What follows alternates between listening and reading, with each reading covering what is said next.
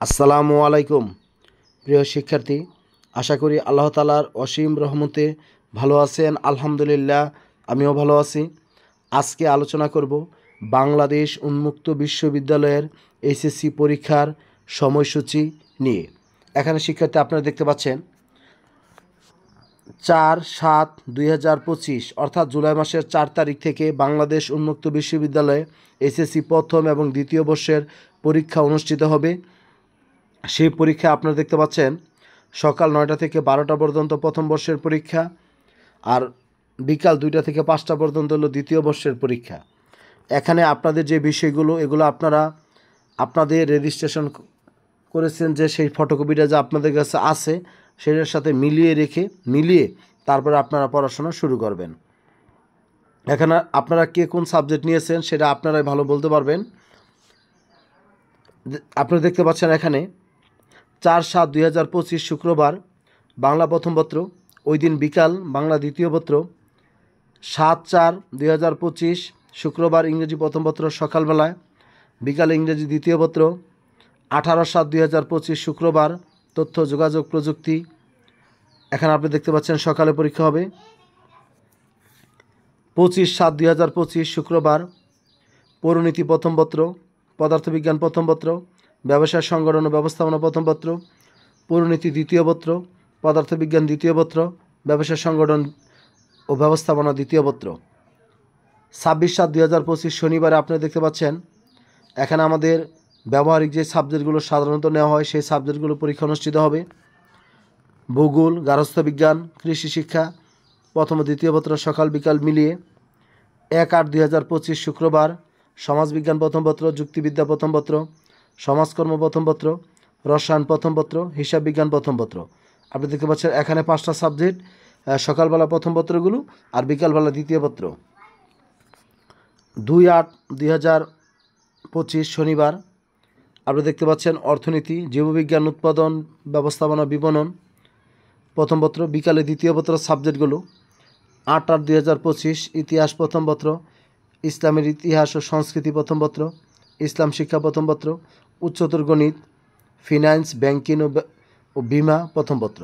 আপনারা সাবজেক্টগুলো দেখতে পাচ্ছেন। এখন আমি আপনাদেরকে যে বিষয়টি বলবো, 10/8/2025 থেকে 17/8/2025 রবিবার পর্যন্ত উল্লেখিত তারিখের মধ্যে অবশ্যই পরীক্ষা সম্পন্ন করতে হবে। ব্যবহারিক পরীক্ষাগুলো, পরীক্ষার বিষয় 21/8/2025 তারিখের মধ্যে ব্যবহারিক পরীক্ষার নম্বরপত্র সংশ্লিষ্ট আঞ্চলিক কেন্দ্রে পৌঁছাতে হবে।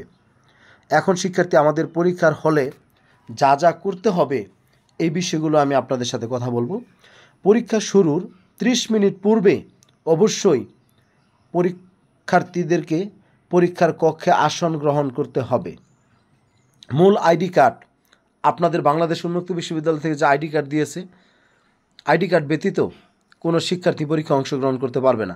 আর আপনারা যখন কলেজ থেকে আইডি কার্ডগুলো আনতে যাবেন, আপনারা কোনো অতিরিক্ত কোনো টাকা দিবেন না, কারণ আপনাদের ভর্তির টাকা, ফর্ম ফিল আপ, তারপর আপনার রেজিস্ট্রেশন, আইডি কার্ড, আপনারা প্রথম বর্ষের যাবতীয় টাকা আপনারা একবারে ভর্তির সময় পরিশোধ করেছেন।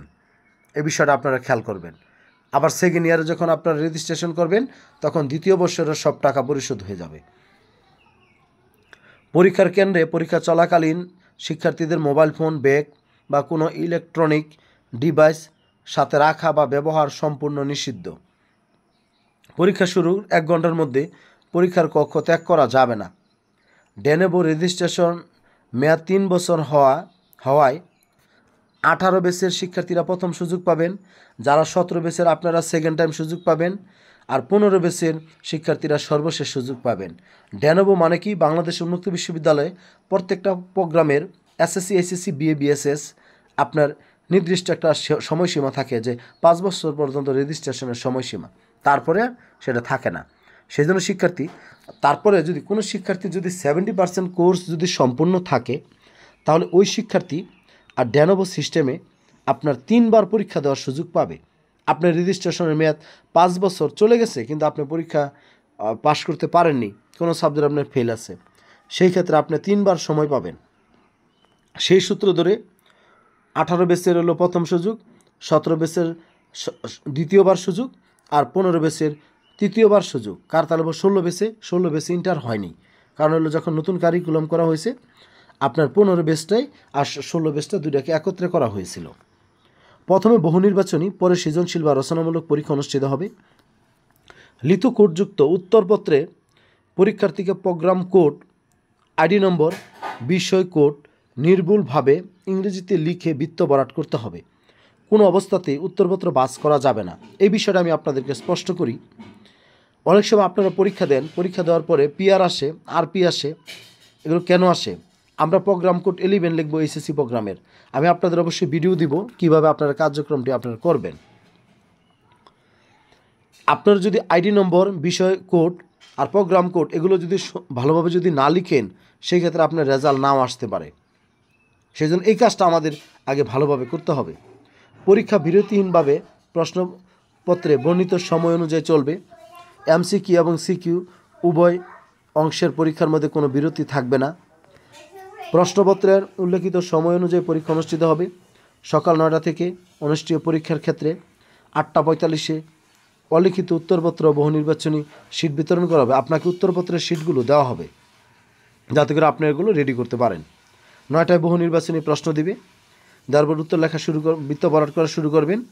9:40-এ আপনার এই অংশটা আপনাদের কাছে সেটা সংগ্রহ করা হবে, পরে আবার আপনাকে সৃজনশীল প্রশ্ন দেওয়া হবে। আর 2টার ক্ষেত্রে 2টায় আপনার 1:45-এ অলিখিত উত্তরপত্র বহু নির্বাচনী শীট দিবে। 2টা থেকে আপনারা বহু নির্বাচনী প্রশ্ন বিতরণ করার সাথে সাথে লেখা শুরু করবেন। যাই হোক, আর পরীক্ষার্থীদের নিজ নিজ স্টাডি সেন্টারে যোগাযোগ করে পরীক্ষার কেন্দ্র কোন কেন্দ্রে অনুষ্ঠিত হবে তা জেনে নিতে হবে। ব্যবহারিক সম্মিলিত পরীক্ষা, সৃজনশীল, বহু নির্বাচনী ব্যবহারিক অংশে পৃথকভাবে পাশ করতে হবে। যে সাবজেক্টে শুধু সৃজনশীল আর বহু নির্বাচনী আছে, ধরেন আপনার সৃজনশীল 60-60-এর মধ্যে আপনাকে 20 পেতে হবে, আর বহু নির্বাচন 40-40-এর মধ্যে আপনাকে 13 পেতে হবে। আর যেটার মধ্যে আপনার সৃজনশীলে 40, বহু নির্বাচনী 35, ব্যবহারিকে 25, সেই ক্ষেত্রে 40-এর মধ্যে সৃজনশীল 13 আর বহু নির্বাচনী 12 আর আপনার ব্যবহারিক অংশে 8 পেতে হবে, মানে 3 অংশে পাশ করতে হবে। যাই হোক, আপনারা সবাই আপনাদের কাজগুলো করবেন। আমি আসলে বেশি কথা বলে ফেলেছি, সবাই ক্ষমাসুলভ দৃষ্টিতে দেখবেন। আর আপনারা কমেন্ট সেকশনে কমেন্ট করে জানাবেন কারা কারা পরীক্ষার্থী। আর আপনাদের বিষয়ে আমি একাধিক ক্লাস আপলোড করব, সামনের সময় আসতেছে, সেগুলো আমি করব।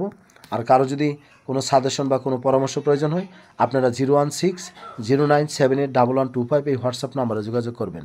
আসসালামু আলাইকুম।